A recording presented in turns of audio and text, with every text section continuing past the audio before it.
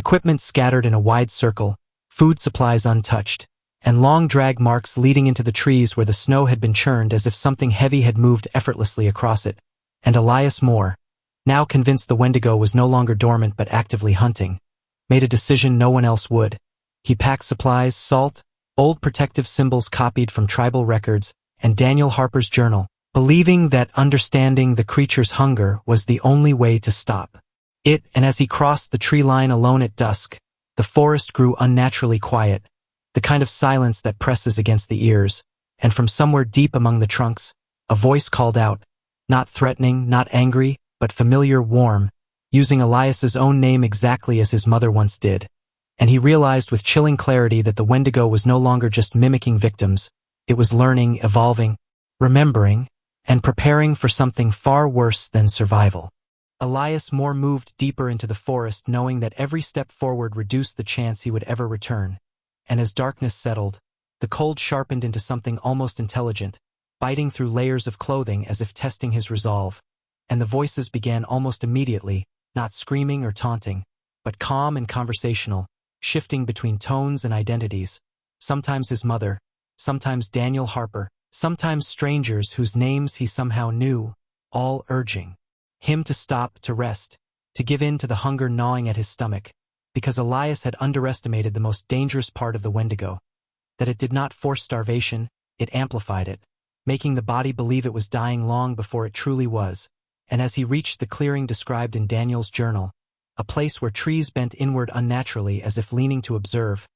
he felt the pressure change, the air thickening, and from the shadows emerged the creature itself, no longer partially hidden, no longer cautious, but fully revealed, towering above him with a frame so thin it looked carved from frost and bone, antler-like protrusions branching from its skull.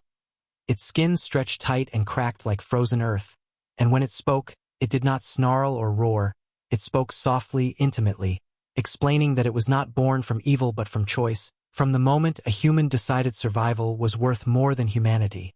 and that once created, it could never truly die, only pass its hunger forward. And Elias understood then that killing it was never the goal, because the Wendigo did not fear death, it feared emptiness, the absence of hunger, and acting on instinct rather than bravery, Elias opened Daniel's journal and read aloud the final entry, the part where Daniel admitted he had thought about crossing the line, about doing what others had done before him. And as those words filled the clearing, the Wendigo recoiled, not in pain but recognition, its voice faltering as memories surfaced of who it had once been. And in that moment of hesitation, Elias scattered the salt in a wide circle, not as a weapon but as a boundary, forcing the creature to remain outside while the fire burned low. And for hours they faced each other in silence. The Wendigo pacing the edge of the circle, whispering promises of warmth, strength, endless survival, while Elias fought his own hunger, refusing food, refusing rest, choosing weakness over corruption. And as dawn finally broke, pale light cutting through the trees, the creature began to fade, not vanishing, but retreating, sinking back into the forest with a final warning that winter would return, hunger would return, and it would be waiting, because there would always be someone desperate enough to listen. Elias Moore was found 3 days later near the forest edge, alive but changed. His hair turned white from cold and stress, his body emaciated, and though he survived, he never spoke publicly about what he saw, resigning quietly and leaving the region forever. And in the years since, disappearances have slowed but never stopped. Trail cameras still capture tall figures at the edge of visibility. Radios still pick up voices where no signal should exist. And on the coldest nights, when the forest grows silent and the snow falls too softly, hunters and hikers swear they hear footsteps matching their own, followed by a gentle whisper carried on frozen breath, reminding them that the Wendigo does not need to chase anymore, because hunger always brings people back to it. Where Daniel admitted he had thought about crossing the line, about doing what others had done before him, and as those words filled the clearing, the Wendigo recoiled, not in pain but recognition, its voice faltering as memories surfaced of who it had once been. And in that moment of hesitation, Elias scattered the salt in a wide circle, not as a weapon but as a boundary, forcing the creature to remain outside while the fire burned low.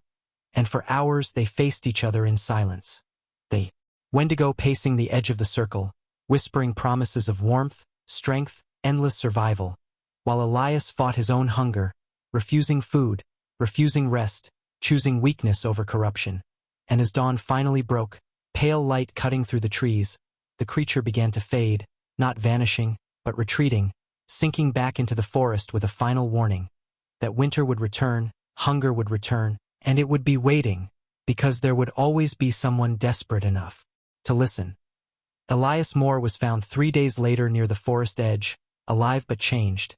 His hair turned white from cold and stress, his body emaciated, and though he survived, he never spoke publicly about what he saw, resigning quietly and leaving the region forever. And in the years since, disappearances have slowed but never stopped. Trail cameras still capture tall figures at the edge of visibility. Radios still pick up voices where no signal should exist. And on the coldest nights, when the forest grows silent and the snow falls too softly, hunters and hikers swear they hear footsteps matching their own, followed by a gentle whisper carried on frozen breath, reminding them that the Wendigo does not need to chase anymore, because hunger always brings people back to it. They say the forest remembers hunger, and on nights when the snow falls without sound and the wind dies too suddenly, something ancient wakes up between the trees, something that learned long ago what humans taste like when desperation strips away morality.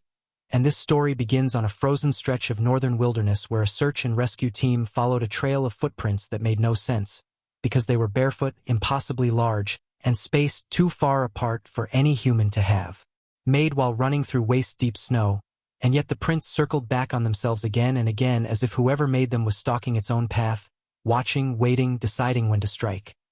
The missing man they were searching for was named Daniel Harper, a wildlife surveyor with 10 years of experience in remote forests, a man who knew how to survive blizzards, starvation, and isolation, which made it harder to explain why his last radio transmission ended with a whisper so quiet the dispatcher almost missed it, a voice trembling as Daniel said, "It learned my name." Before the signal dissolved into static, and when the rescue team finally reached his abandoned camp,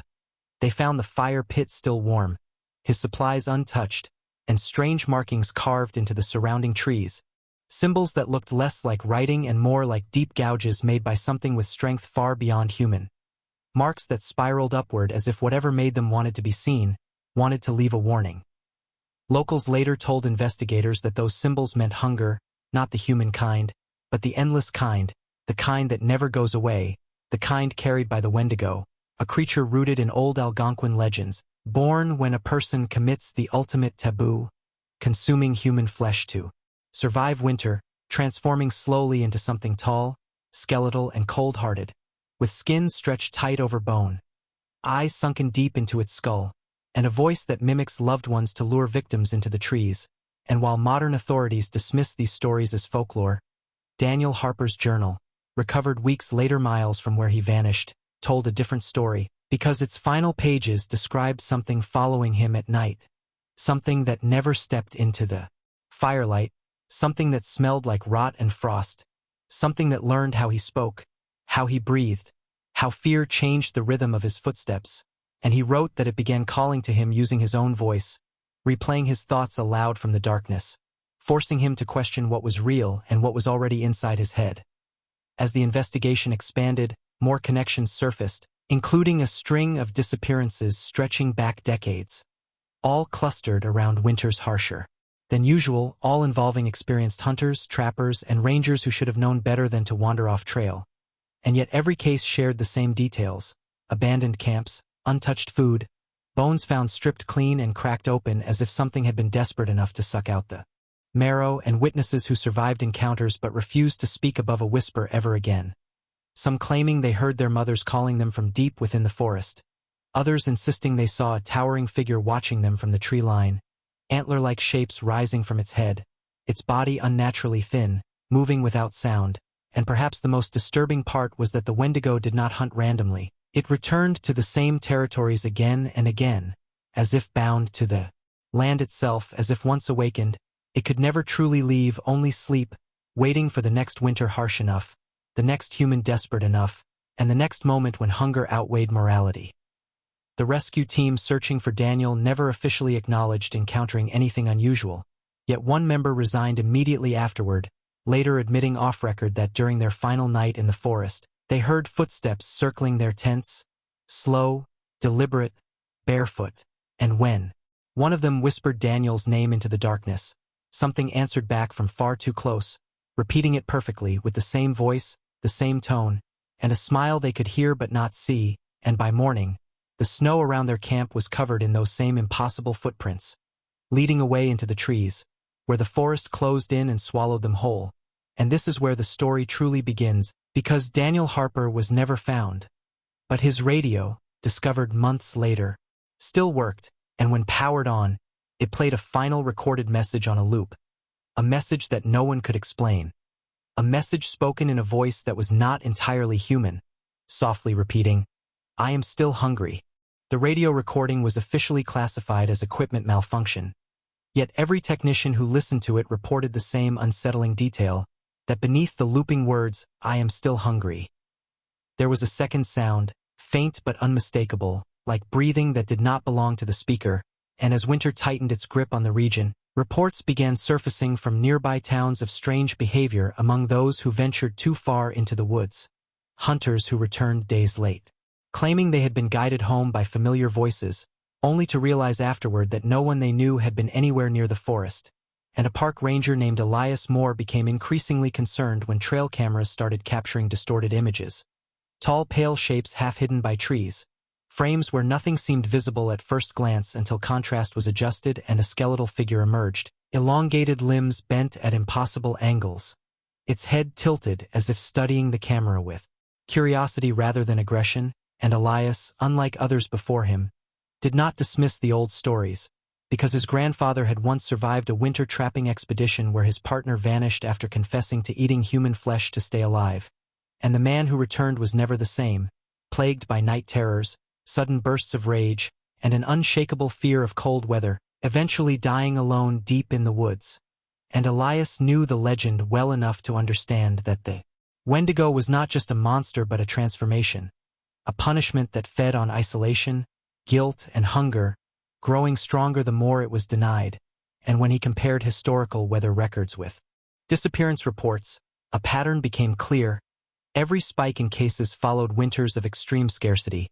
as if the creature awakened only when conditions mirrored those that birthed it. And this realization came too late, because a new group had already entered the forest. A trio of urban explorers documenting abandoned sites for their channel, dismissing local warnings as superstition. Their footage later recovered showing subtle changes as days passed. Laughter replaced by tension, jokes, fading into uneasy silence. One member repeatedly mentioning the smell of something spoiled yet frozen. Another insisting he heard footsteps matching theirs perfectly but always a few seconds behind. And the most chilling moment came during a night recording when their microphone picked up a fourth voice, calmly narrating their actions before they occurred, predicting who would check the perimeter, who would stoke the fire, who would wake screaming from dreams of endless snow and gnawing hunger. And when panic finally drove them to flee, their camera captured a towering figure stepping into firelight for less than a second. Its body impossibly thin, ribs pressing against gray skin, eyes reflecting the flames not with rage but recognition, as if it remembered what it once was. And the footage ended abruptly with the sound of bones snapping and something whispering "thank you," in a voice layered with many others. And when authorities arrived days later, they found no bodies, only